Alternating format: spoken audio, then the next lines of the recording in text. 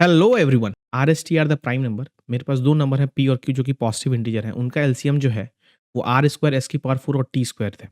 मतलब basically P और Q जो नेचुरल नंबर है उनके जब मैं एलसीएम ले रहा हूँ तो उसके अंदर 3 प्राइम नंबर आ रहा है, आर-एस-टी और आर की पावर में 2 आ रहा है और एस की पावर में 4 आ रहा है और टी की पावर में 2 आ रहा है। हमें ये पता करना है कि ऐसे कितने ऑर्डर्ड पेयर पी, क्यू होंगे। तो मेरी जान इस तरह के सवाल को करने का सबसे अच्छा तरीका ये होता है कि तेरे को पता है कि पी और क्यू के एलसीएम में केवल 3 तरह के प्राइम नंबर आ रहे हैं, आर-एस-टी। उसका मतलब पक्की बात है कि पी का अगर तूने प्राइम फैक्टराइज़ेशन किया होगा तो उसके अंदर आर-एस-टी के टर्म्स होंगे और क्यू का अगर तूने प्राइम फैक्टराइज़ेशन किया होगा तो उसके अंदर 3 ही प्राइम आएँगे, आर-एस-टी। तो मैं पी को अज़्यूम कर लेता हूँ, राइट, आर की पावर x1, एस की पावर y1 और टी की पावर z1 और उसी तरह मैंने क्यू को अज़्यूम कर लिया आर की पावर x2, एस की पावर y2 और टी की पावर z2, करेक्ट? अब मेरे को बोल रखा है कि एलसीएम ऑफ पी, क्यू जो है वो आर स्क्वायर एस की पावर 4 और टी स्क्वायर दे रखा है। तो अगर तू मुझे खुद बता कि मेरे को एलसीएम में आर स्क्वायर के टर्म्स आ रहे हैं पी और क्यू में और यहाँ पे मेरे को आर की पावर x1 है और आर की पावर x2। तो यार अगर सोच कि अगर आर की पावर 3 होता और यहाँ पे नीचे में आर की पावर 4 होता, यहाँ पे आर की पावर 3 होता, यहाँ पे आर की पावर 4 होता, तो अगर तू एलसीएम करता तो आर की पावर 4 आता, right?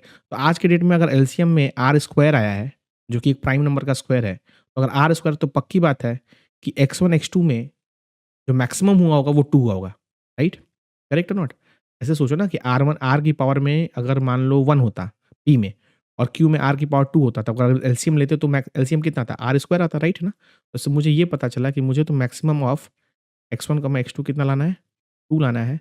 Maximum of y1, y2 मुझे 4 लाना है और मैक्सिमम ऑफ z1, z2 मुझे 2 लाना है। तो मेरी जान मुझे ये मिल गया। अब मुझे ये देखना है कि x1, x2 के क्या-क्या कॉम्बिनेशन हो सकते हैं। तो अगर मैं x1, x2 के कॉम्बिनेशन देखूँ तो मुझे उनके उनके मैक्सिमम को 2 करना है, राइट?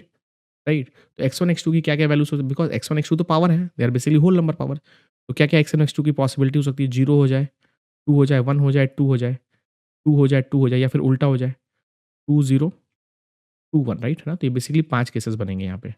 उसी तरह अगर तू y1, y2 के बारे में बात करेगा ना, तो उनके मैक्सिमम को तुझे 4 करना है, तो 4, 0, 4, 1, 4, 2, 4, 3 एंड 4, 4 और इसी तरह उल्टा बनेगा 0, 4, 1, 4 एंड सो ऑन, राइट? ये टोटल तेरे को 9 केसेस बनेंगे। और उसी तरह तूने Z1, Z2 को तेरे को मैक्सिमम कितना करना है 2, तो 2, 0, 2, 1, 2, 2 और उल्टा 0, 2 और 1, 2, तो ये टोटल 5 केसेस बनेंगे। तो मेरे पास P और Q के कितने ऑर्डर्ड पेयर्स बनेंगे? That is nothing but basically the multiplication of 5, 9 into 5 which is nothing but 225 और इस तरह से इस क्वेश्चन का जो आंसर होगा वो 225 होगा। ऐसे और भी इंटरेस्टिंग क्वेश्चन को जानने के लिए चैनल को लाइक कर, शेयर करो और सब्सक्राइब करो।